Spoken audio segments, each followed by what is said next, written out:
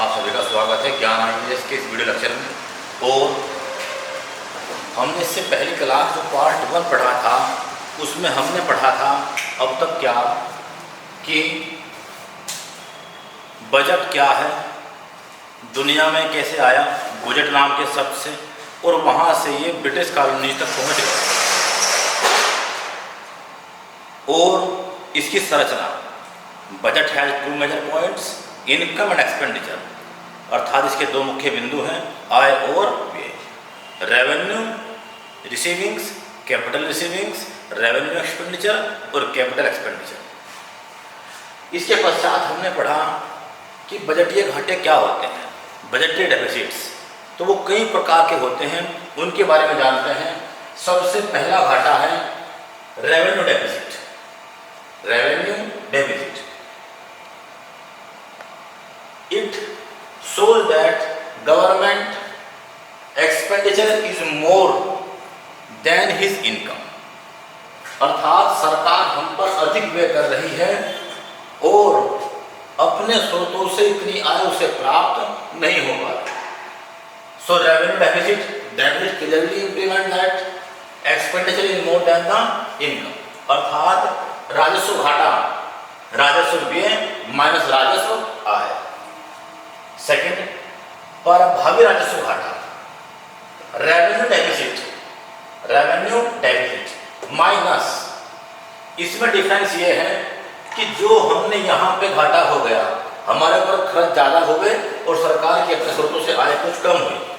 Revenue deficit में क्या हो गया, कुछ खर्चे इनमें भी ऐसे थे जिनसे नए एसेट क्रिएट हुए, यदि वो घटा गए, asset creation from revenue deficit should be known as effective revenue deficit, अर्थात ऐसे खर्चे जिनसे नई परिसंपत्ति बनी हो, डेवलपमेंट एक्टिविटीज हुई हो, राज्यों को सरकार ने अनुदान दिया, grant sanction by central government to the state governments and which invest in development activities.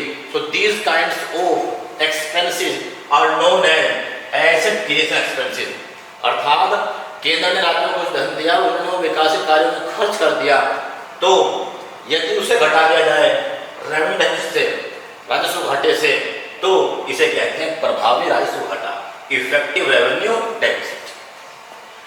Capital deficit, capital expenditure minus capital income. Next, fiscal deficit. Fiscal deficit most important. Fiscal deficit, simply this concept given in India by Professor Sukhmay Chakrabarty.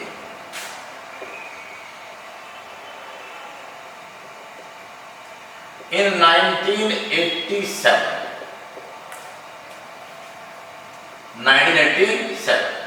given the concept of fiscal deficit.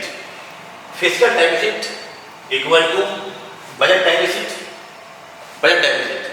Total expenditure is more than the total income is known as budget deficit. And government fulfilled the deficit by printing new notes till 1997. But after the recommendation of Professor Sukhmay Chakrabarty Committee, government stopped the printing of new notes to fulfill budget deficit. अर्थात भारत सरकार ने अब तक 1997 तक जो घाटा budget में हुआ उसके लिए नए नोट छापना शुरू कर दिए, जिससे घाटे के प्रति सरकार संवेदनशील नहीं रह पाई। और 1997 में प्रोफेसर सुखमय चक्रवर्ती की समिति ने सिफारिश की कि जो भी घाटा बजट में होता हो सरकार उसे पूरा करे, कर्ज लेके आंतरिक आवासीय स्रोतों से। तो उसके पश्चात सरकार ने इस घाटे को भी कर्ज मान लिया है, जिसकी पूर्ति सरकार कर रही है अपने आंतरिक स्रोतों से या बाह्य स्रोतों से, देश या विदेश। So budget deficit presently is debt, अर्थात एक ऋण है। पब्लिक डेट, जो सरकार ने ऋण ले रखे हैं, public debt and other liabilities. Other liability, सरकारी कोई भी अन्य देयता या देनदारियां हैं, हमारी देनदारी है इस देश में बहुत सारे और देश के बाहर भी। अफगानिस्तान में हम खर्च कर रहे हैं, पाकिस्तान में कर रहे हैं, अफगानिस्तान में कर रहे हैं, बांग्लादेश में कर रहे हैं, एटसेट्रा। बहुत से कंट्री में, अफ्रीकन कंट्रीज हैं, एशियन कंट्रीज हैं।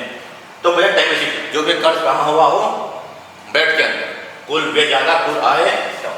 सार्वजनिक ऋण जो सरकार ऋण ले रखे हैं और अन्य देता है, उसके ऊपर जो भी लायबिलिटी है, तो जो बजट डेफिसिट है वो भी एक घाटा है, अर्थात ऋण है। सरकार के अन्य ऋण भी इसी में शामिल है और समस्त लायबिलिटी भी है। तो सिंपली इसे कह सकते हैं टोटल डेब्ट of India.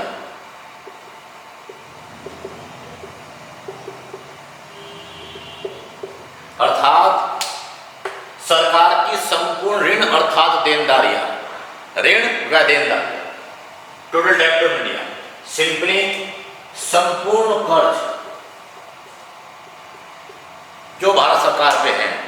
And every government of the world wants to reduce this kind of डेब्ट, और दुनिया का हर देश चाहता है कि ऐसे कर्ज कम से कम किए जाए ताकि हेल्थी इकोनॉमी हो। तो सबसे मुख्य पड़ने वाले राजकोषीय घाटा, बजट डेफिसिट प्लस पब्लिक डेब्ट and liability. Simply it is total डेब्ट ऑफ इंडिया, भारत का संपूर्ण कर्ज। प्राथमिक घाटा, जो भी हमारे पास राजकोषीय घाटा अर्थात कुल कर्ज है, यदि उसमें से इस साल हमने जो भी ब्याज चुका दिया इन वन फिस्कल ईयर, उसे घटा दिया जाए तो हमें मिलता है क्या? प्राथमिक घाटा। It is known as fundamental deficit. Fundamental deficit अर्थात इसे ही मूल घाटा भी कहा जाता है। प्राथमिक घाटे अर्थात देश के कुल कर्ज पे जो भी ब्याज बना हो, यदि उसे घटा दिया जाए तो प्राथमिक घाटा प्राप्त होता है। यानी 1 year interest on the total debt of India reduced by fiscal deficit, so it is known as primary deficit और fundamental deficit। देश के कुल कर्ज में से एक साल का ब्याज प्राथमिक घाटा या मूल घाटा कहलाता है। Monetary deficit, monetary deficit. अब जितनी बातें आगे चल रही हैं all are related with fiscal deficit।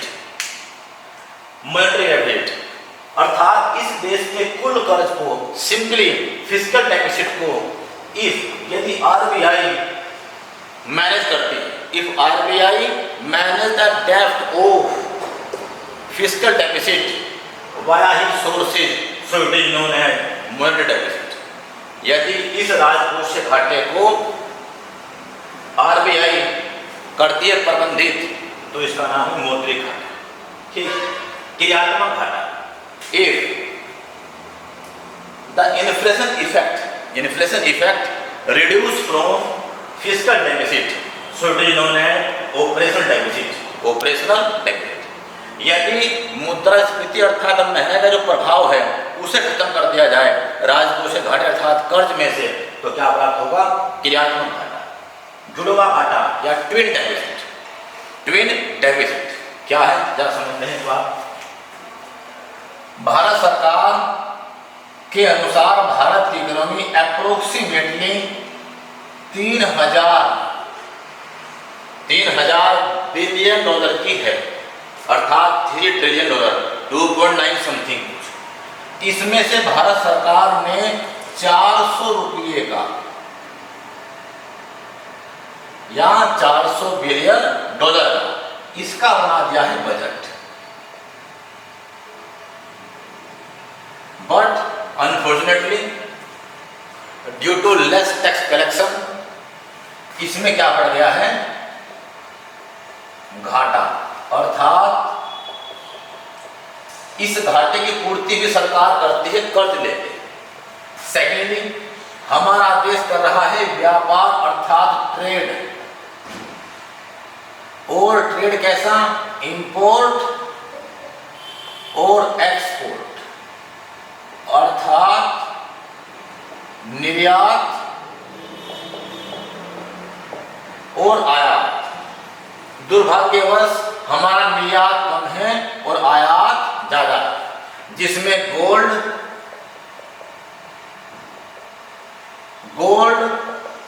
Oil, petroleum and electronic goods आदि शामिल हैं।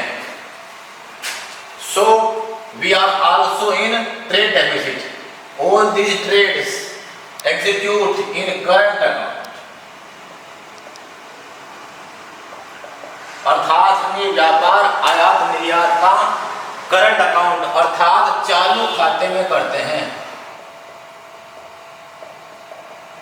तो हमने बनाया बजट, वहां घाटा पड़ा और लगभग more than $100 billion, exactly 120+ billion dollar हमें घाटा कहाँ हो रहा है? व्यापार में, करंट अकाउंट।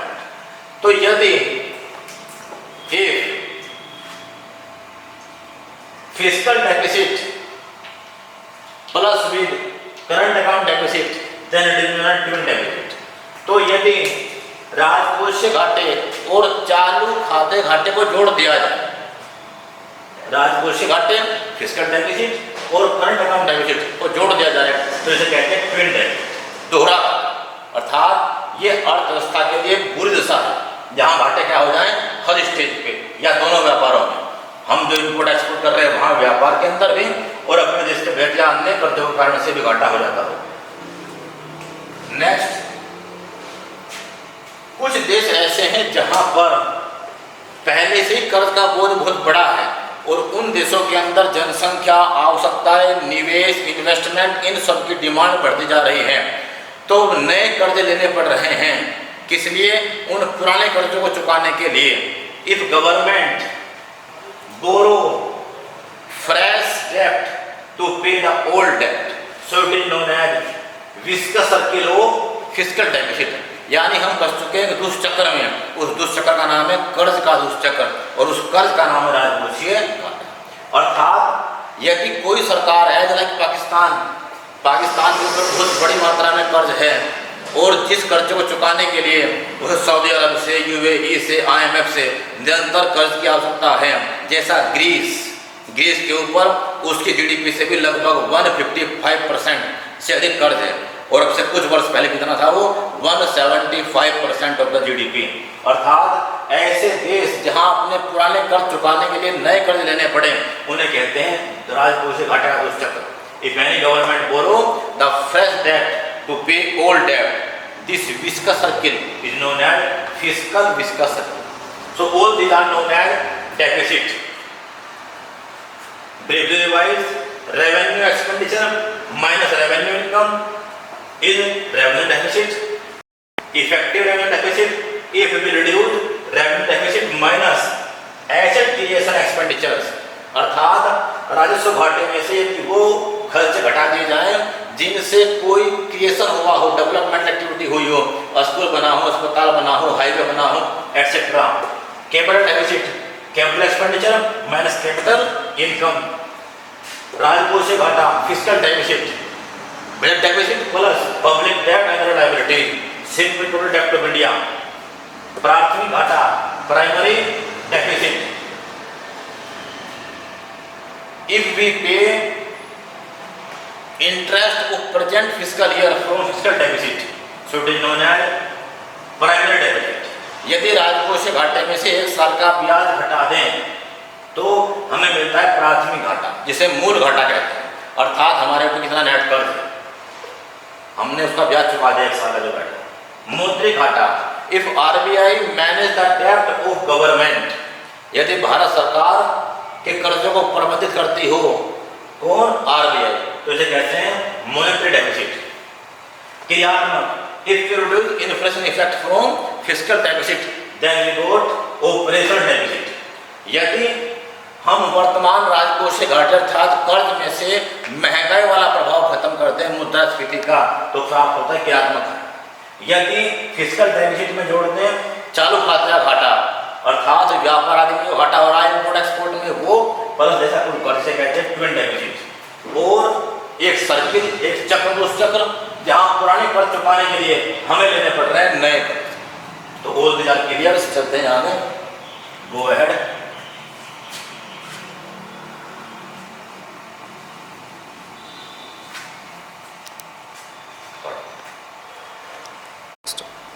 अब बढ़ते हैं आगे।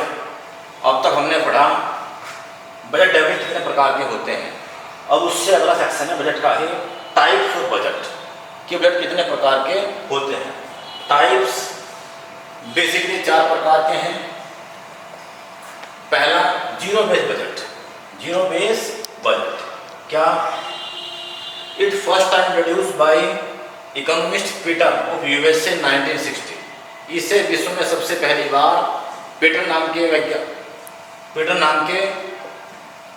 अर्थशास्त्री ने अमेरिका में दिया और पब्लिकली जिमी कार्टर ने इसे फैलाया। First time adopt by Jimmy Carter publicly. इसका उद्देश्य 3 बेसिक बातें हैं। It has 3 basic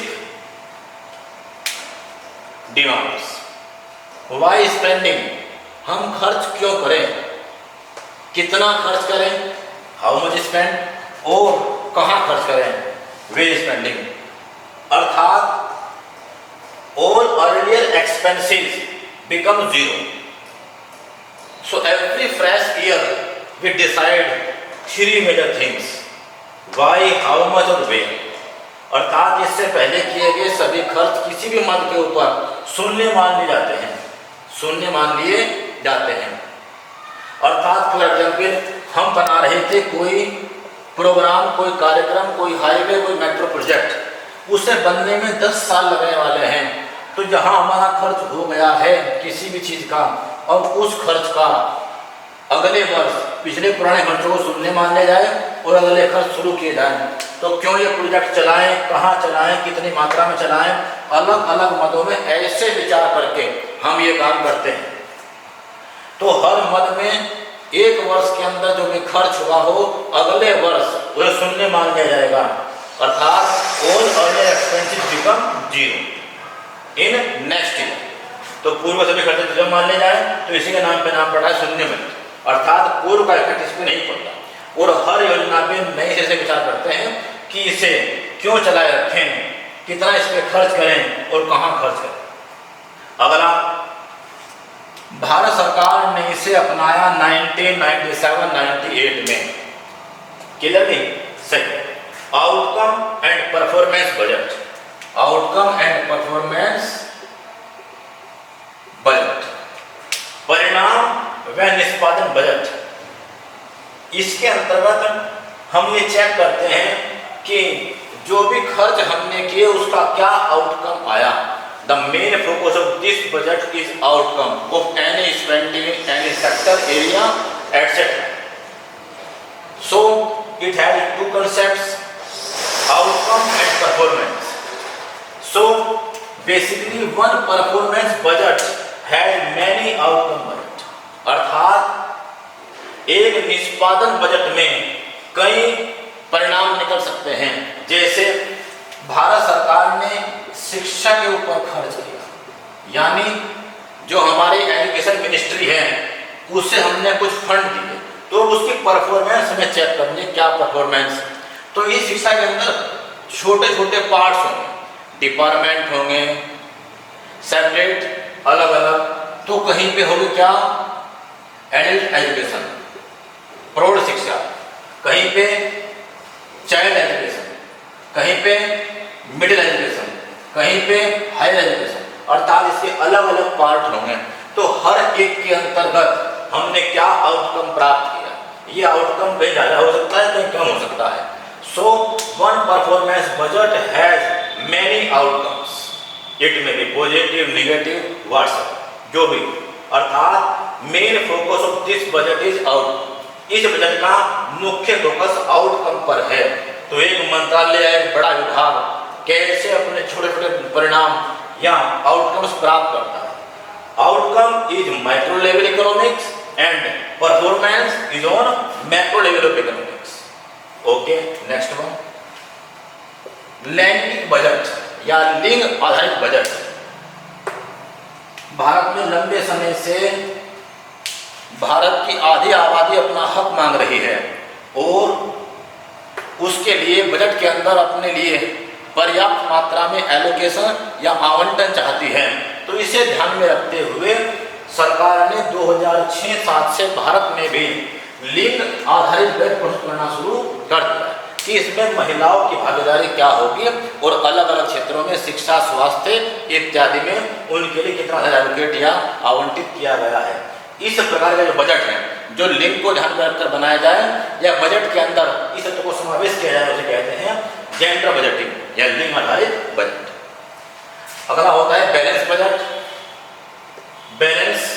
word tells about itself. यह शब्द अपने बारे में स्वयं बता रहा है कि जब आय और व्यय बराबर हो तो इसे कहते हैं संतुलित budget. So this kind of budget have specialities of zero revenue deficit, यानी जितना हमसे सरकार कलेक्ट करेगी उतना ही हम पे खर्च करेगी। अगर कलेक्शन कम होगा तो हमारे ऊपर खर्च भी कम होगा। अर्थात क्या, जीरो बेस बैलेंस बजट है जीरो रेवेन्यू डेफिसिट, अर्थात इस प्रकार के बजट में जो राजस्व घाटा है वह शून्य होता है, आय और व्यय बिल्कुल बराबर होती है। ऐसे बजट हम जैसे विकासशील देशों में अभी बनाना थोड़ा मुश्किल है, जब तक लो इनकम पर्सन्स थोड़ा मिड या हायर इनकम तक ना पहुंच जाए, अर्थात जब तक देश के एक न्यूनतम आय सबके पास ना हो जाए तब तक टैक्स कलेक्शन बढ़ना भी कम है। तो इसीलिए हम कहाँ बढ़ना चाहते हैं, बैलेंस बजट की ओर। तो अगला इससे आगे एक पब्लिक फाइनेंस में होता है गोल्डन रूल। गोल्डन रूल ये है कि सरकार अगर कहीं कर्ज ले तो वो निवेश करे केवल कहाँ, सरकार कर्ज ले तो निवेश करे डिफरेंट एक्टिविटीज में, यानी इन्वेस्टमेंट करने के लिए कर्ज ले, इंफ्रास्ट्रक्चर में, एजुकेशन में, हेल्थ में, एक्सेट्रा में। ऐसा ना हो कि कर्ज ले अपने घाटों और कर्जों की पूर्ति के लिए, तो ऐसा करना गलत है। अगर कोई सरकार ऐसा नहीं करती, कर्ज लेती है निवेश या इन्वेस्टमेंट एक्टिविटीज के लिए, तो इसे कहते हैं golden rule public finance. Government borrow only for investment, not for revenue expenditure etcetera deficits, it is golden rules. तो ये सेक्शन हमारा पूरा हुआ। बजट भारत में होता है प्रस्तुत article 112 bye central government and 202 by state government, 202 by state government. इस टॉपिक के नोट्स भी दोनों मीडियम में आपके ग्रुप में पहुंच जाए, और बीच में कहीं भी आपको ऐसा लगता है कि कोई टॉपिक आपसे पढ़ाने जा रहा है बोर्ड पे आप समझ नहीं पा रहे हैं, तो आप स्क्रीन में शॉट ले लें, उसे जूम करके देख लें। इसके बाद कोई दिक्कत हो तो ग्रुप में उपलब्ध हूँ, मुझे कॉल कर सकते हैं या वहाँ पे पूछ सकते हैं। ठीक है, हमने पढ़ लिया बजट, बजट की संरचना, बजट के प्रकार, बजट के घाटे। अब चलते हैं इससे आगे राजकोषीय नीति, फिस्कल पॉलिसी की ओर। तो पढ़ते हैं आगे। हम पढ़ चुके हैं बजट और उसकी संरचना, उसके प्रकार, बजट के घाटे। अब पढ़ते हैं राजकोषीय नीति। तो राजकोषीय नीति व समेकन, fiscal policy and consolidation process of India.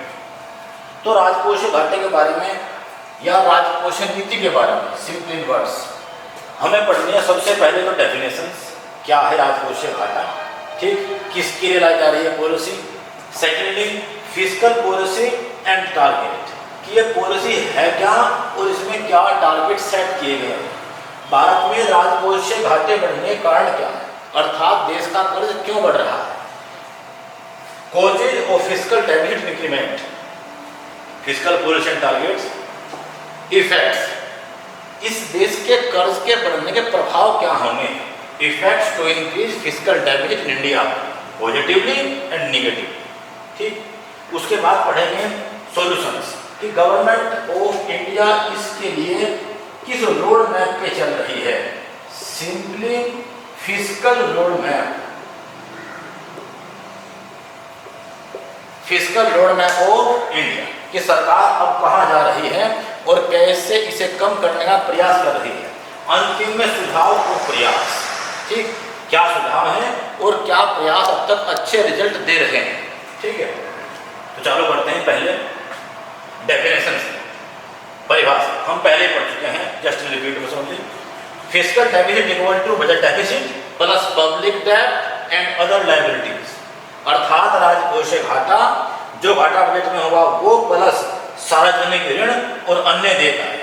चूंकि बजट डेफिसिट पहले ही कर्ज मान लिया गया है प्रोफेसर सुखमय चक्रवर्ती कमेटी के रिकमेंडेशन के आधार पे, so it all are known as the डेब्ट of India.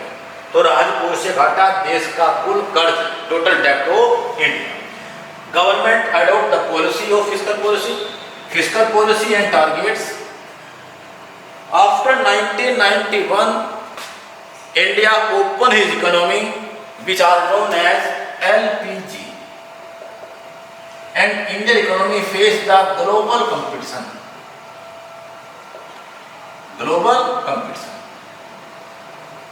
Infrastructure developmental need, अर्थात देश में 1991 से लिबरलाइजेशन, प्राइवेटाइजेशन और ग्लोबलाइजेशन शुरू हो गया, जिसके पश्चात देश में वैश्विक प्रतिस्पर्धा, बड़ी बड़ी कंपनियां भारत में आना शुरू हो गई, जिनकी प्रतिस्पर्धा किससे हो गई? भारतीय कंपनियों से। और देश का पूर्ण इंफ्रास्ट्रक्चर एक चुनौती पैदा कर रहा था, अर्थात सरकार को बहुत बड़े निवेश की आवश्यकता थी। और पिछले 30-40 साल से लगातार भारत पे बढ़ता कर्ज समस्या पैदा कर रहा था। तो इसे देखते हुए भारत सरकार ने इस कर्ज के मैनेजमेंट को करने का निर्णय लिया और उसके बाद से भारत में एक फिस्कल रोड मैप या फिस्कल पॉलिसी बननी शुरू हुई।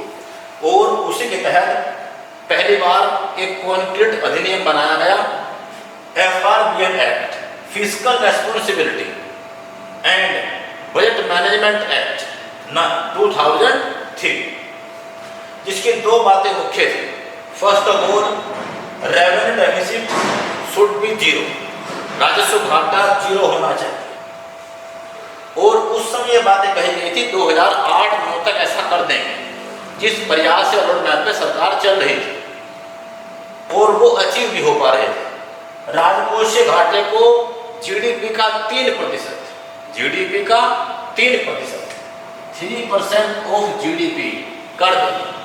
तो 2009 तक हम इन्हें अचीव या प्राप्त करने के नजदीक पहुंच चुके थे, लेकिन 2007 की आर्थिक मंदी जो अमेरिका से स्टार्ट हुई और इसने भारत सहित संपूर्ण दुनिया को अफेक्ट किया, उस कारण से भारत को भी अपनी अर्थव्यवस्था को गति देने के लिए स्टिमुलस पैकेज देना पड़ा, अर्थात अर्थव्यवस्था की रफ्तार धीमी हो चुकी और उसमें पैसा डाला गया ताकि हर उद्योग, हर क्षेत्र लगातार तेज गति से विकास करे, जैसा वर्तमान दौर में चल रहा है। कोविड-19 के कारण से भारत की आर्थिक गतिविधियां रुकी पड़ी हैं संपूर्ण विश्व के साथ साथ, और सरकार उन्हें हर क्षेत्र में गति देने की कोशिश कर रही है और हर क्षेत्र के अंदर लगातार मनी पंप कर रही है, जैसे 20 लाख करोड़ का पैकेज। तो ऐसा ही एक पैकेज भारत की हिस्ट्री में इससे पहले दिया गया, बड़ा ह्यूज अमाउंट स्टिमुलस। अलग अलग उद्योगों को सरकार ने कर की छूट दी, इन्वेस्टमेंट के लिए मनी दी, इजी फाइनेंस दिया, एटसेट्रा। तो इसी प्रकार से 2003 तक यह लक्ष्य प्राप्त नहीं हो पाए due to the economic crisis of USA की आर्थिक मंदी के कारण से।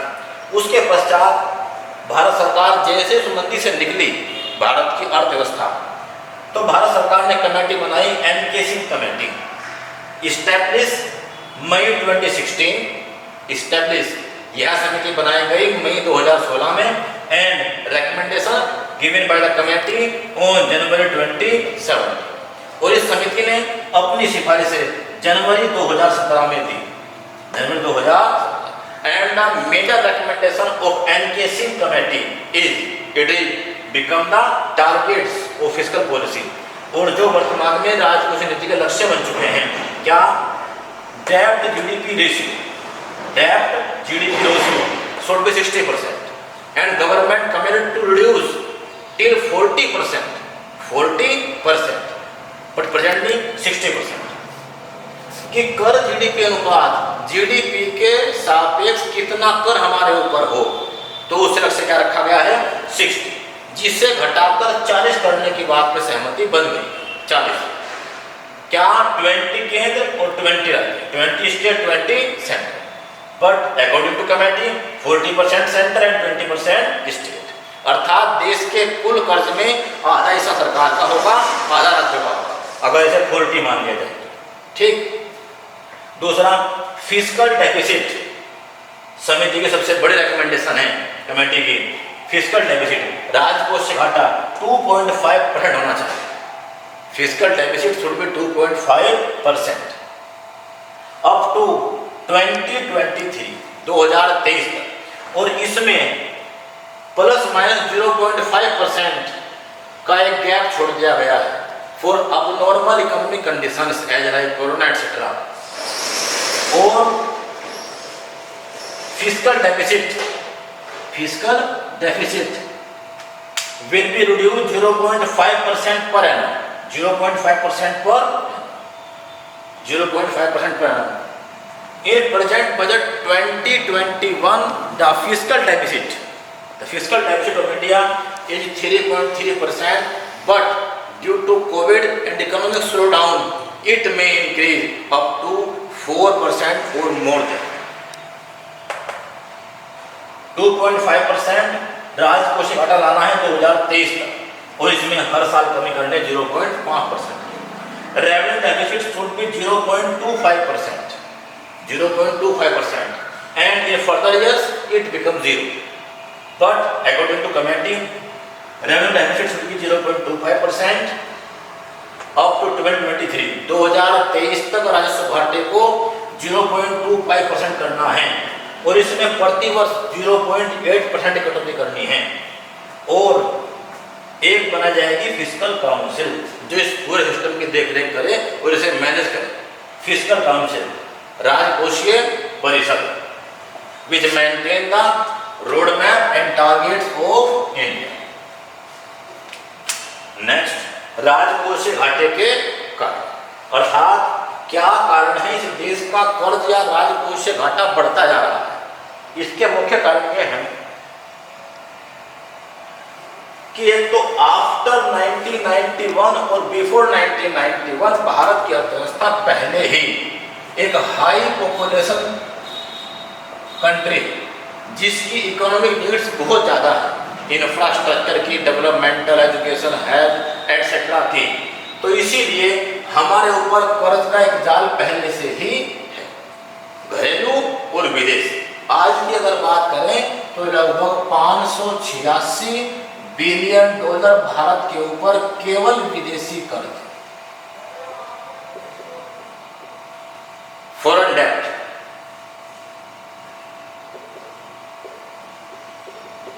586 billion. It increase in upcoming years are will be above 600 in upcoming years billion, but presently 586 billion dollars. So government wants to reduce these debts, और सरकार इन कर्जों को कम करने का प्रयास कर रही है. तो पहला कारण तो हमारे पास जनसंख्या बहुत ज़्यादा है, जिसकी नीड्स बहुत ज़्यादा है, उसकी नीड्स पूरा करने के लिए सरकार को लगातार कर्ज लेना पड़ रहा है. सेकंड, लो इनकम कंट्री का होना, देश की आय का कम होना, ताकि टैक्स कलेक्शन इससे कम होता है, अर्थात लो इनकम कंट्री होती है तो कर में भी संग्रह में कमी आती है. ठीक, लो इनकम कंट्री का होना. Next, low quality of infrastructure. जो इंफ्रास्ट्रक्चर है वो लो क्वालिटी है, जो हर चीज़ की जो कॉस्ट है वो बढ़ा देता है. जैसे अच्छी क्वालिटी के रेलवे, अच्छी क्वालिटीज़ के हाईवे, बिजली, पानी, जो बेसिक एमिनिटीज़ हैं, अगर वो अच्छे से मिलेंगी तो उद्योग या अन्य चीज़ें अपनी लागत कम कर पाएंगी, और लागत कम कर पाएंगे तो लाभ अधिक कर पाएंगे. ठीक, तो जनसंख्या का ज़्यादा होना, जो इस देश का इंफ्रास्ट्रक्चर है उसका लो क्वालिटी होना, एनपीए बैंकों का बैड लोन बढ़ जाना, नॉन परफॉर्मिंग एसेट, अर्थात बैंकों के कर्ज लगातार फंस रहे हैं जो नहीं आ पा रहे हैं, और जो 10 लाख करोड़ से अधिक, जो पहुंच गए थे 11.5 लाख करोड़ तक. विजय माल्या, नीरव मोदी, ऐसे ढेरों एग्जाम्पल्स हैं जो बिल्कुल डिफॉल्टर्स हैं, जिनके पास पैसा है लेकिन वो दे नहीं पा रहे हैं और देश का कर्ज लेके भाग रहे हैं. तो बैंकों का लगातार कैपिटल डूब जाना, नॉन परफॉर्मिंग एसेट्स बढ़ेंगे, अलग से रहेंगे. 10 लाख करोड़ प्रेजेंटली है, पिछले कुछ समय से एनपीए में कमी आई है, but in the time of Covid era of economy it mean, अर्थात कोविड आने के कारण से इसमें बढ़ोतरी हो सकती है, क्योंकि सरकार ने बहुत सारी छूट प्रदान करती है ईएमआई वालों के, अन्य वो एटसेट्रा. आगे, at the time of Covid government provide 20 lakh crore of fund for Indian economy, अर्थात कोविड के दौर में भारत सरकार ने बहुत बड़ा कर्ज लिया है, जिससे इकोनॉमी को आगे बढ़ाने का प्रयास सरकार कर रही है. सब्सिडीज, भारत सरकार की सब्सिडीज बहुत ज़्यादा है, जनता अपना बोझ नहीं उठा पा रही है, और सरकार अपने नैतिक उत्तरदायित्व का पालन कर रही है और सब्सिडी दे रही है, जिससे जैसे कर्ज में वृद्धि हो रही है, जो 2.5 लाख करोड़ से अधिक. Corruption is a major cause. Industrial sickness, Indian export according to foreign trade policy will be $900 billion up to 2020. The targets in foreign trade policy of 2015 to 20 is $900 billion and trade partnership in world will be 3.5% till 2020. But both the targets is not achieved. अब तक achieve नहीं हुए हैं और not achieve. विदेश व्यापार नीति में कहा गया था हमारा निर्यात हमें करना है 2020 तक $900 बिलियन, आज कहाँ रुके पड़े हैं $306 बिलियन, अर्थात 5 साल पहले इतना एक्सपोर्ट करते थे, आज भी इतना ही करते हैं। In spite of make in India programme and etcetera activities, but we are hopeful in future we achieve all these targets. परंतु भविष्य में ये लक्ष्य प्राप्त कर सकते हैं ड्यू टू इंडिपेंडेंसी, अपनी आत्मनिर्भरता प्राप्त करके, जिसके विषय में सरकार ने हाल ही में कोविड के दौर में बड़ा फोकस किया है, किसानों पे, छोटे कारोबारों पे, एमएसएमई पे एक्सेट्रा। तो industrial sickness due to different reasons, high quality skill workers, easy finance, technology etcetera, इस कारण से हमारे उद्योगों में भी क्या है, इतनी क्षमता नहीं है जो बड़े स्तर पे चीन की तरह मास प्रोडक्शन कर सके और इसका लाभ उठा सके, जिससे हमारे कर्जे लगातार बढ़ रहे हैं। नॉन प्लान्ड एक्सपेंडिचर, अर्थात सरकार का नॉन प्लान्ड एक्सपेंडिचर लगातार बढ़ रहा है, वो डिफेंस के ऊपर हो, वो सब्सिडीज के ऊपर हो, वो पे कमीशन के ऊपर, जो लगातार पे कमीशन मिल रहे हैं वेतन भत्तों के ऊपर, वो ग्रांट्स के रूप में हो, नेचुरल कैलेमिटी के रूप में हो, तो जिससे हमारे ऐसे खर्चे बढ़ रहे हैं जिससे डेवलपमेंट एक्टिविटीज बहुत कम होती हैं। Project delay, road project, hydel project, loads project in India are delay due to different reasons, political, local reasons, labour reason, technology etcetera. As like Sardar Sarovar dam foundation laid by PM Jawaharlal Nehru and inaugurate by Narendra Modi, अर्थात सरदार सरोवर बांध को नरेंद्र मोदी ने अब चालू किया, जबकि उसका उद्घाटन हमारे पहले प्रधानमंत्री जवाहरलाल नेहरू ने किया था। तो ये बहुत बड़ी मिसाल है कि हम एक प्रोजेक्ट को 50-60 साल तक भी पूरा नहीं कर पाए, 70 साल बाद वो पूरा हुआ है। तो इससे उसकी कॉस्ट 10, 20, 40 गुना बढ़ जाती है।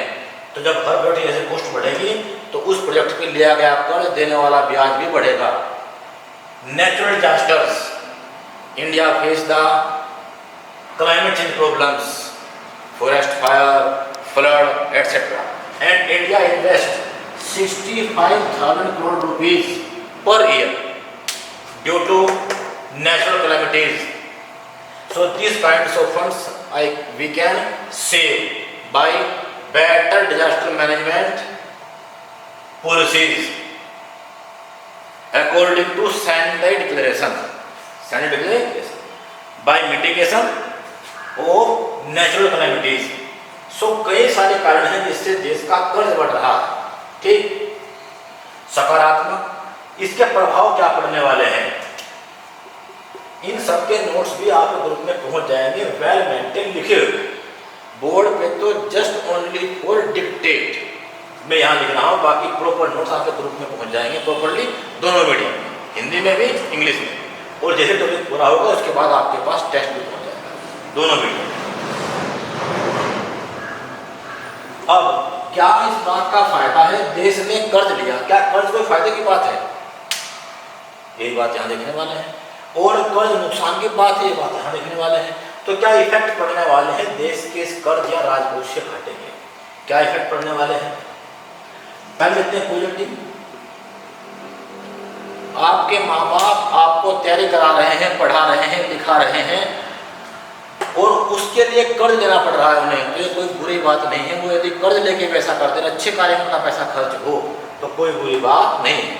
अगर हमारी सरकार हमारे लिए कर्ज ले और उससे हमारे बच्चों को अच्छी एजुकेशन, अच्छी हेल्थ, अच्छा इंफ्रास्ट्रक्चर, सब सुविधाएं मिले, तो इस देश की इनकम अप होने में और इस देश से गरीबी दूर होने में ज़्यादा समय लगने वाला नहीं है और उन कर्जों को देश उतार भी पाए। अमेरिका और बहुत से देश संकट से गुजर चुके हैं आर्थिक मंदी आने से और भारत भी इससे उभर सकता है। तो कर्ज कोई बुरी बात नहीं है यदि दिस डेब्ट invest into social welfare programmes, यदि सामाजिक आर्थिक कार्यक्रमों में इनका व्यय किया जाए, एजुकेशन में, हेल्थ में, इंफ्रास्ट्रक्चर में, अर्थात इस देश का इंफ्रास्ट्रक्चर अच्छा कर दिया जाए, रोड, रेलवे इत्यादि, तो कर्ज कोई बुरी बात नहीं। वर्ल्ड क्लास इंफ्रास्ट्रक्चर अट्रैक्ट लोस्ट ऑफ इन्वेस्टमेंट, अर्थात अगर हमारा इंफ्रास्ट्रक्चर अच्छा होगा। कोविड-19 is a opportunity for India, कोविड-19 भारत के लिए एक बहुत बड़ा अवसर है दुनिया भर की कंपनीज को भारत में इन्वाइट करने के लिए, क्योंकि अमेरिका और चाइना के बीच में लगातार चल रही है ट्रेड वार और उस ट्रेड वार में अब तक भी कोई कॉन्क्रीट एग्रीमेंट अमेरिका चीन के बीच में नहीं हो पाया है और बहुत सी कंपनियां वहां से अपना बेस हटा रही हैं। तो जो नेक्स्ट डेस्टिनेशन है वो इंडिया बन सकता है अगर उसके पास वर्ल्ड क्लास इंफ्रास्ट्रक्चर हो और उस निवेश को अट्रैक्ट कर, ठीक, इसके सरकार प्रयास कर रही है लगातार। आशा है भविष्य में इंडियन इकोनॉमी बहुत तेजी से ग्रो करेगी और जो प्रोजेक्शन है जस्ट नेक्स्ट ईयर वो 7 से 8% के हैं आफ्टर द कोविड। तो सकारात्मक है अगर सरकार कर्ज ले और सामाजिक आर्थिक कार्यक्रमों में खर्च करे, हमारे बच्चों को एजुकेशन लोन दे, फ्री एजुकेशन दे, एटसेट्रा प्रोग्राम्स, जो इंफ्रास्ट्रक्चर है वो अच्छा किया जाए। डेवलपमेंट एंड एम्प्लॉयमेंट जनरेशन, अर्थात विकास और रोजगार बढ़ाने वाले कार्यक्रमों को बढ़ावा दिया जाए, जैसे एमएसएमई इत्यादि।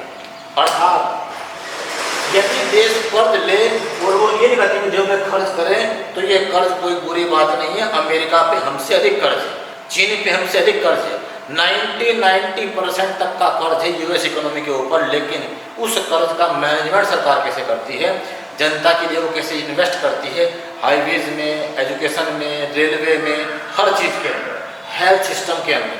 कोविड-19 ने दिखा दिया कि हमारा हेल्थ सिस्टम अभी इतना मैच्योर नहीं है, उसमें इन्वेस्टमेंट की आवश्यकता है।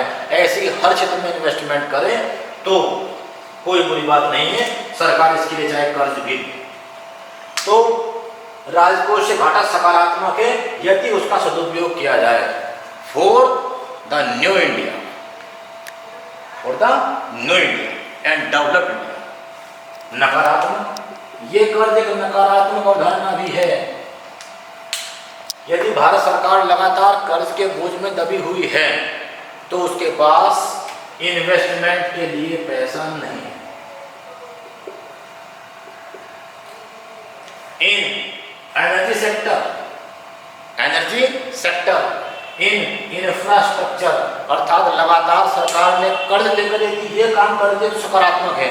अगर नहीं कर पा रही सरकार पे, पहले कर्ज है $586 बिलियन का विदेशी कर्ज, तो वो सरकार कह रही है हमारे पास पैसा नहीं है इस देश की एनर्जी सेक्टर के लिए, इस देश के हेल्थ या अन्य के लिए, और हर चीज में एक मॉडल लाया जा रहा है PPP, रेलवे में भी और अन्य में भी, पब्लिक प्राइवेट पार्टनरशिप, जो काम करता है 3 प्रकार से, बिल्ड,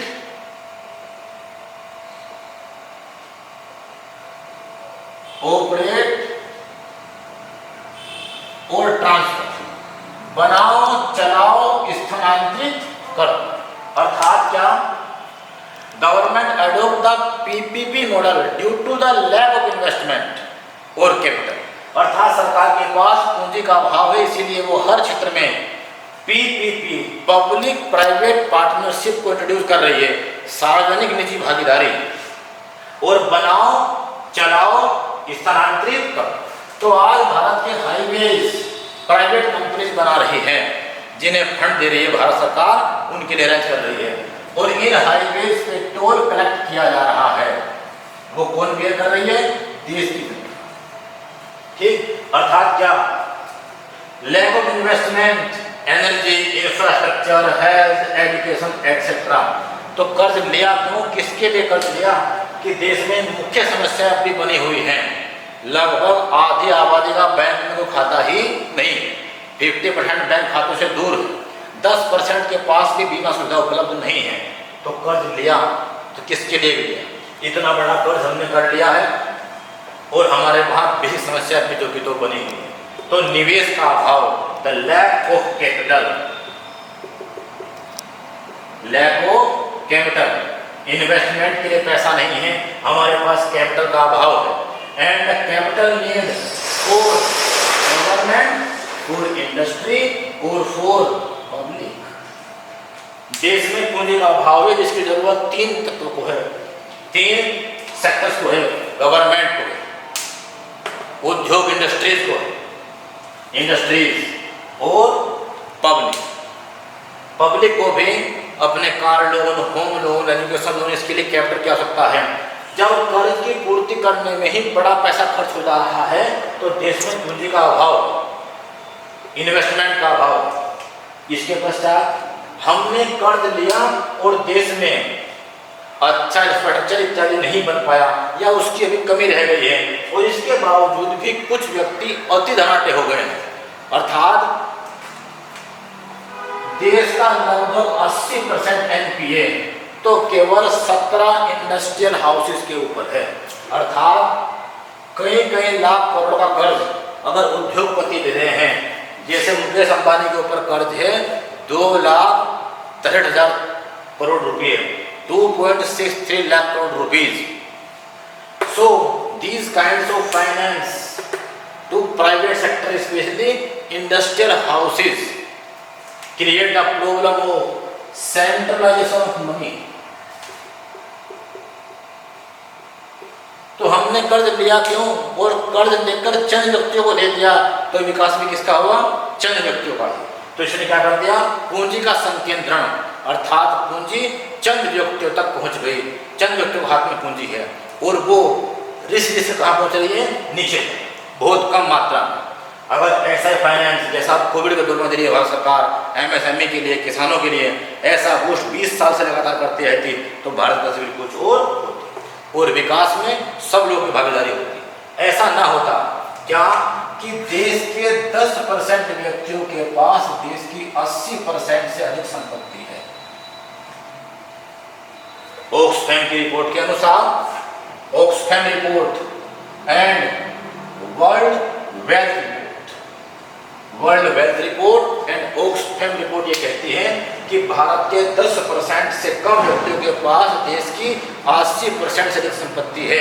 ये क्या शो कर रहा है कि देश तो कर्ज के अंदर है लेकिन पूंजी कहाँ पहुंच रही है? बहुत कम व्यक्तियों के पास। अर्थात हमने कर्ज लिया और क्या इम्पैक्ट हुआ उसका कि पूंजी कहाँ हो गई? चंद व्यक्तियों के पास। सेंट्रलाइजेशन ऑफ मनी इंक्रीज, जब पूंजी चंद व्यक्तियों के हाथ में पहुंच गई तो इसने देश में असमानता पैदा कर दी। It create inequalities in country, अर्थात इससे देश में असमानता बढ़ती है, अमीरों गरीबों की जो खाई है वो बढ़ती है, शहर और गांव की दूरी बढ़ती है। अर्थात क्या? It create inequalities in India which face every common man on every single step. और भी कैसे बातें हैं, जैसे अगर हमारे ऊपर कर्ज है तो यदि किसी व्यक्ति के ऊपर कर्ज का बोझ ज्यादा होगा तो उसकी साख कमजोर होगी।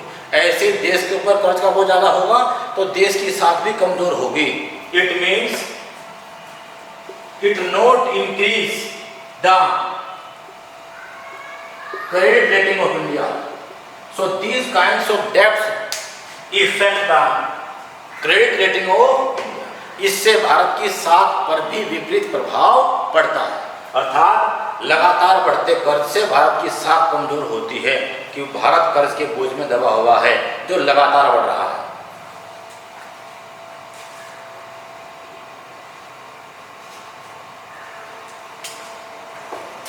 देश ने कर्ज लिया, उसे इन्वेस्ट किया कहीं ना कहीं, वो प्राइवेट के माध्यम से करवाया हो, किसी के माध्यम से करवाया हो, तो इतनी बड़ी रकम जब देश में इन्वेस्ट हो रही है, इन कामों में इन्वेस्ट हो तो डेवलपमेंट हो, इन कामों में इन्वेस्टमेंट हो, चंद व्यक्तियों के पास तक पहुंचे और मनी फ्लो होकर इन तक पास तक पहुंचे, तो क्रिएट करते क्या? Problem of inflation. अर्थात इससे महंगाई उत्पन्न होती है। महंगाई फेस कर रहा है देश का हर आदमी, और देश के कर्ज और फाइनेंस का इस्तेमाल कर रहे हैं चंद व्यक्ति। अर्थात महंगाई भुगतते हैं सब नकारात्मक रूप से, गरीब से गरीब आदमी भी, और लाभ उठाते हैं कौन? अमीर आदमी या देश के बड़े बड़े इंडस्ट्रियल हाउस, अडानी, अंबानी या एटसेट्रा। अगला प्रभाव क्या है?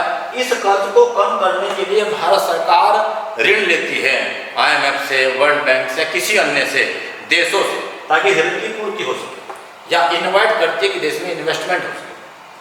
तो जब भी इसके लिए कर्ज लेगी सरकार, तो वो विदेशी कर्ज देश की विदेश नीति में प्रभाव डालता है। यानी अगर आपने कर्ज लिया तो वो कर्ज अगर शर्तों सहित आया है तो which affect Indian foreign policy in terms of Iran, in terms of Nepal etcetera. यदि भारत को कर्ज मिलता है अमेरिका से तो उसकी पॉलिसी बिल्कुल स्पष्ट है कि ईरान के विपरीत, नॉर्थ कोरिया के विपरीत भारत हमारा साथ दे, जबकि ईरान हमारा मित्र राष्ट्र है और भारत को ऑयल सप्लाई करने वाला थर्ड लार्जेस्ट कंट्री है, गैस सप्लाई करने वाला सबसे बड़ा देश है कतर के साथ। तो इससे हमारी जो विदेश नीति है वो प्रभावित होती है। अर्थात देश का कुल कर्ज नकारात्मक है यदि उसका उपयोग इस प्रकार से किया जाए और सरकार उसे पूर्ति करने के लिए कर लाए विदेशी और शर्तों के साथ लाए। It also create the problem of crowding out effect। Crowding out effect क्या है? यदि राजकोषीय घाटा बहुत ज्यादा बढ़ता चला जाए, if fiscal deficit increase extremely, which create two problems, lack of investment and capital formation। lack of investment and capital formation, it is known as crowding out effect। lack of investment पूंजी निवेश की कमी और पूंजी निर्माण की कमी, money creation या कैपिटल क्रिएशन। आगे क्या अब तक हमने पढ़ चुका कि राजकोषीय घाटा या फिस्कल डेफिसिट क्या है, इसकी पॉलिसी एंड टारगेट्स इंडिया में क्या रखे गए हैं, देश में फिस्कल डेफिसिट के कारण क्या है, the causes of fiscal deficit implement in India, इसके इफेक्ट क्या पड़ते हैं इकोनॉमी के ऊपर, पॉजिटिवली और निगेटिव। उसके बाद पढ़ते हैं fiscal road map of India. अब इस देश के कुल कर्ज को सरकार कैसे मैनेज कर रही है, वो क्या स्टेप उठा रही है, number 1, government has lots of assets including natural resource. So natural resource, coal mines, energy sector etcetera, petroleum reserve, इन सब के लिए भारत सरकार ने ई नीलामी की पॉलिसी अपनाई है। अर्थात जैसे भारत में कोल घोटाला हुआ, कोयला घोटाला 1,86,000 करोड़ का, तो इन सब के घोटाले आगे ना हो तो अकॉर्डिंग टू सुप्रीम कोर्ट उसने ये कहा कि आप हर प्राकृतिक संसाधन की पॉलिसी ऐसे बनाएंगे जो पहले नहीं थी, फर्स्ट कम फर्स्ट सर्व। क्या होगी उसकी? ई बिडिंग, अर्थात ई ऑक्शन कराया जाएगा ताकि देश के रिसोर्स के अच्छे पैसे मिले। तो सरकार चाहती है नेचुरल रिसोर्स से इनकम बढ़े, इंक्लूडिंग कोयला, ऑयल एटसेट्रा। दूसरा काम क्या है, भारत सरकार आने वाले वर्षों में मे बी 2021 तक भारत में 5G सर्विस लॉन्च करना चाहिए। तो 5G स्पेक्ट्रम से ही लगभग 2 लाख करोड़ भारत सरकार के पास आ सकते हैं, जिस दिशा में एक्सपेरिमेंटल वर्क पहले चालू हो चुके हैं और 2021 तक भारत में 5G सेवा की शुरुआत ऑफिशियली हो जाए। पूरा होने में शायद 1-2 वर्ष से उसके आगे और लग जाए। तो 5 सर्विस से सरकार चाहती है क्या? कर्ज का मैनेजमेंट करना। सिंपली ये कर्ज फिलहाल अप्रोक्सीमेटली 7 लाख करोड़ से अधिक हो चुका है। 7 लाख करोड़ से अधिक का हमारे ऊपर कर्ज है। The fiscal deficit of India is 3.3% of GDP and 7 lakh crore plus. तो इस 7 लाख करोड़ का मैनेजमेंट कैसे कर रही है? जो नेचुरल रिसोर्स है उनका इरोप्शन किया जाए।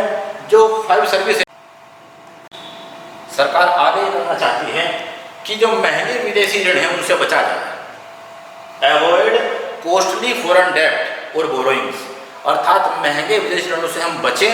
और दूसरा ही जो हमने ऋण लिए हुए हैं विदेशों से उनकी समय पूर्व अदायगी करें ताकि उनके ब्याज आदि से मुक्ति मिले, जो भी संभव हो सके विचर पॉसिबल।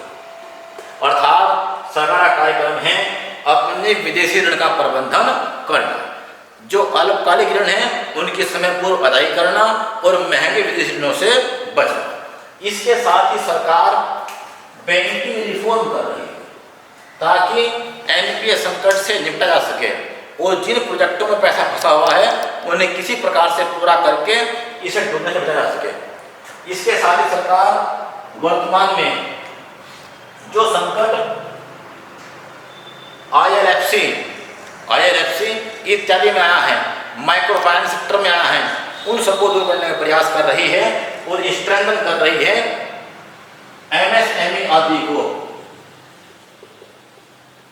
जिससे देश के अंदर मैन्युफैक्चरिंग बढ़े, जिससे देश के अंदर देश में प्रोडक्शन ज़्यादा हो, मैन्युफैक्चरिंग ज़्यादा हो, एम्प्लॉयमेंट ज़्यादा हो और एक्सपोर्ट के अंदर मदद मिले। अगला कार्यक्रम सरकार का यह है देश के कर्ज को कम करने के लिए कि सरकार वेतन, पेंशन और इमरजेंसी फंड्स में कमी करे।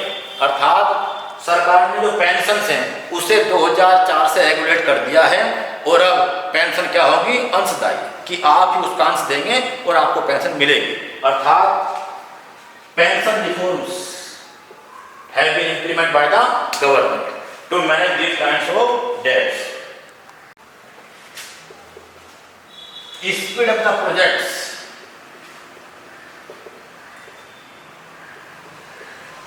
टाइम बाउंड प्रोजेक्ट्स, अर्थात जो प्रोजेक्ट डिले होते थे उनसे हमें कर्ज आदि या उनकी कॉस्ट बढ़ जाती थी तो उसे कम करने का प्रयास सरकार कर रही है। Speed up the government projects. इसके साथ ही सरकार इस कर्ज के जाल से बचने के लिए कुछ और काम भी कर रही है, जैसे हमारा कर्ज इसलिए हो रहा है कि हमारा टैक्स कलेक्शन कम है, क्योंकि टैक्स इन्वेजन बहुत ज़्यादा है, अर्थात कर चोरी बहुत ज़्यादा है। टैक्स इन्वेजन, टैक्स अवॉइडेंस तो डिफरेंट थिंग्स हैं, हम पढ़ेंगे पूरा टैक्स स्ट्रक्चर, पूरे टैक्स के टाइप, टैक्स रिफॉर्म एटसेट्रा। अर्थात टैक्स अवॉइडेंस कोई क्राइम नहीं, आप कर से बचना चाहते हैं तो आप बचने के उपाय कर सकते हैं। LIC में कर सकते हैं इन्वेस्टमेंट, या अन्य फंड्स में इन्वेस्टमेंट कर सकते हैं, गवर्नमेंट बॉन्ड्स या अदर्स। लेकिन टैक्स चोरी, आप कर नहीं चुकाना चाहते, कर चोरी कर रहे हैं तो ये क्राइम है। तो सरकार इन सबसे बचने के लिए इस देश में टैक्स रिफॉर्म कर रही है, जो दोनों रूप में आने वाले हैं। एक रूप चालू हो चुका है, दूसरा अभी 2021 चालू हो जाएगा। एक DTC direct tax code, direct tax code, अर्थात जितने भी डायरेक्ट टैक्सेज हैं उनके लिए सरकार लाने वाली है डायरेक्ट टैक्स कोड। और इनडायरेक्ट के लिए GST पहले इंप्लीमेंट हो चुका है। बस GST के जो लूज फॉल्स हैं, टैक्स कलेक्शन इंक्रीमेंट करने के जो इशूज हैं, सरकार दूर करने का प्रयास में कर रही है। May be in further years ये और अधिक लाभ देना शुरू करते हैं। So DTC tax reform in direct taxes, GST tax reform in direct taxes to increase more revenue, जिससे भारत में अधिक रेवेन्यू जनरेट हो, इससे सरकार को लाभ हो। इसके साथ सरकार ई-गवर्नेंस आदि पर फोकस कर रही है, जिससे करप्शन आदि की समस्याओं से निपटा जा सके। ई-गवर्नेंस अर्थात सरकार का नारा ये है, लेस गवर्नमेंट मोर गवर्नेंस, और जिसमें मुख्य मानने वाला है कौन, ई-गवर्नेंस और डिजिटल इंडिया प्रोग्राम। इसके साथ सरकार गवर्नमेंट एनहेंस और encourage state governments to maintain fiscal road map and fiscal targets, अर्थात सरकार राज्यों को प्रोत्साहित कर रही है कि वो राजकोष लक्ष्य का पालन करें और अपने फिस्कल डेफिसिट को 3% के अंदर रखे। ऐसा करने पर उसे 1000 करोड़ रुपए के या अतिरिक्त सहायताएं दी जाती है। तो राज्यों को मदद कर रही है अपना कर्ज मैनेज करने के लिए। सरकार कर रही है क्या, e-governance, administrative reforms, administrative reform government के हर लेवल पे, क्या mobile banking, bank reforms, mobile banking, bank reform etcetera सब कुछ देखा। इसके पश्चात जो हमने सरकार के प्रयास बताए हैं, बस उनके लूज फॉल को सरकार दूर कर दे।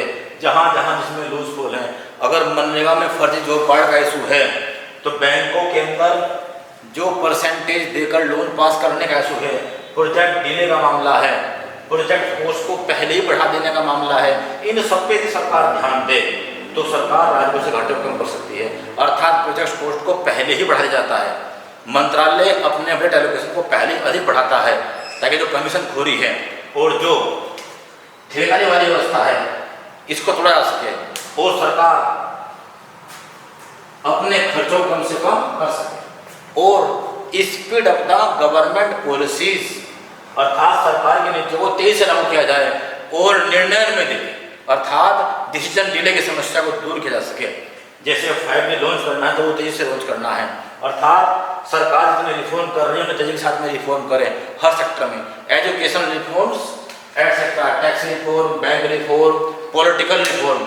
अगर सरकार ये सब कर देती है, टैक्स कलेक्शन वगैरह ठीक कर देती है तो सरकार इस कर्ज को मैनेज कर सकती है, जिसके लिए सरकार प्रयासरत है और आशा है कि सरकार इसे मैनेज कर लेगी कोविड खत्म होते ही, मे बी 1 से 2 साल के अंदर, क्योंकि टैक्स कलेक्शन वगैरह बढ़ेंगे और संयोग से जो पेट्रोलियम में आने हैं उसके प्रोडक्ट के दाम कहीं ना कहीं कम है। एक विशेष चीज ये थी कि सरकार इस कर्ज को मैनेज करने में पेट्रोलियम प्रोडक्ट के माध्यम से भी काफी आय करती है। लगभग 1.5 लाख करोड़ रुपए सरकार को वहां से मिल जाते हैं प्रति वर्ष, क्योंकि जनता बहुत कम टैक्स देती है, टैक्सेबल इनकम वाले लोग कम हैं, तो जो इनडायरेक्ट टैक्सेज हैं उन्हें बढ़ाना पड़ता है, जो लगभग 11 लाख करोड़ के आसपास फिलहाल बने हुए हैं।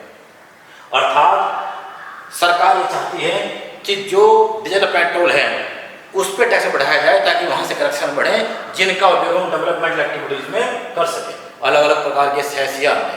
तो हमने अब तक पढ़ दिया है बजट, इसके टाइप्स कितने प्रकार के हैं, इसके स्ट्रक्चर क्या है, क्या होते हैं बजट डेफिसिट्स। उसके बाद हम फोकस कर रहे हैं फिस्कल पॉलिसी पे, अर्थात फिस्कल डेफिसिट पे। हमने पढ़ दिया क्या इसकी परिभाषा है, क्या इसकी फिस्कल पॉलिसी एंड टारगेट्स है, राजकोषीय घाटे या फिस्कल डेफिसिट के क्या भारत में कारण है और इसके क्या इफेक्ट है पॉजिटिव और नेगेटिव। इसे दूर करने के लिए सरकार क्या रोड मैप अपना रही है, कैसे कर्ज को सरकार मैनेज करेगी, कहां से कमाएगी और जितने लूज फॉल है उन्हें दूर करके सरकार कैसे मैनेजमेंट को करे। अगली क्लास में हम पढ़ने जा रहे हैं टैक्स, तो पूरी एक कंप्लीट क्लास होगी, इसमें संपूर्ण टैक्स जितने भी टैक्स हैं उनकी स्ट्रक्चर, उनका डिफरेंट टाइप्स, टैक्स के कंसेप्ट्स कि कहाँ किस कंट्री में किस प्रकार का कंसेप्ट है टैक्स को लेके, वो सब पढ़ने वाले हैं नेक्स्ट क्लास में। सबको बहुत बहुत धन्यवाद, आगे मिलते हैं।